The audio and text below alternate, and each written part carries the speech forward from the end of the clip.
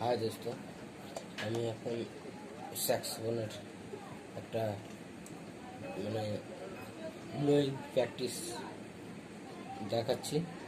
আপনাদের যারা যারা ভাই বন্ধুরা আছে তারা যদি কোনো সময় নতুনত ইনস্ট্রুমেন্ট কিনছেন, তো ব্লোয়িংটা কীভাবে করতে হবে তা সেটার বিষয়ে কিছু সাজেশন দিতে পারি। দেখুন, ঠিক আছে, ব্লোয়িংটা